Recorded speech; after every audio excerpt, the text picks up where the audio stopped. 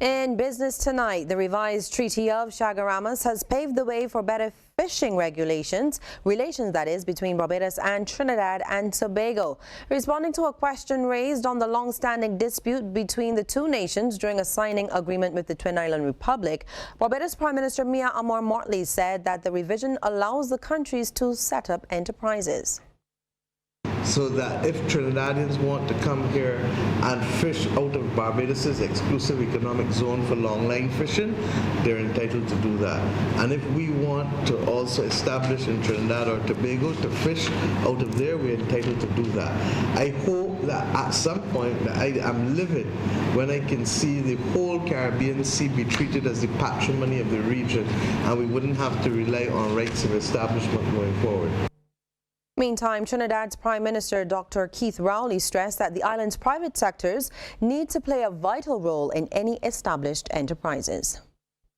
This fishing issue, it becomes very testy when we don't have the private sector investment, the cross-border private sector investment. And we're hoping that somewhere along the line that that kind of exploitation between Trinidad and Tobago's fishermen and Barbados fishermen would be joint efforts going after the same resource for the service of the tables both in Trinidad and Tobago and in Barbados. Companies here in Barbados are being advised to seek advice on whether they fall under the company's economic substance legislation. This is according to the president of the Barbados International Business Association, Julia Hope. Speaking during the most recent edition of the People's Business on CBC TV 8, where the act was examined, she indicated that the legislation will not only affect businesses in the international financial services sector. So people that are running enterprises, any kind of company, they do need to listen to the criteria. They need to actually, pay attention and get some advice on whether they fall into the relevant activities. I mean, some of it will be very clear. You don't at all, right. And some of it will be, well, I'm not entirely sure. And I think this is where they will need advice. Principal Legal Officer in the Ministry of International Business and Industry, Amanda Osolo, explained that the fine for not filing an economic substance declaration is $10,000. Now, for failing the economic substance test, it is $300,000. She explained what substance is according to the law.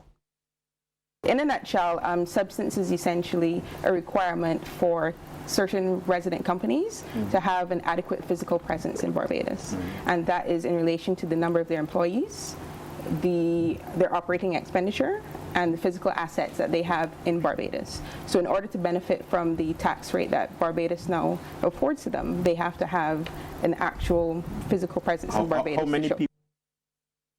And it's time now to take a look at how those stocks traded on selected exchanges across our region. In Jamaica, Sagicor Select Funds Limited Financial was the volume leader with 6,462,085 units. In Trinidad and Tobago NGL Limited was the volume leader with 93,042 shares changing hands, all for a value of $1,944,591.22. And here in Barbados, Goddard Enterprises Limited was the volume leader, trading 329,360 shares at a high of $3.25 each.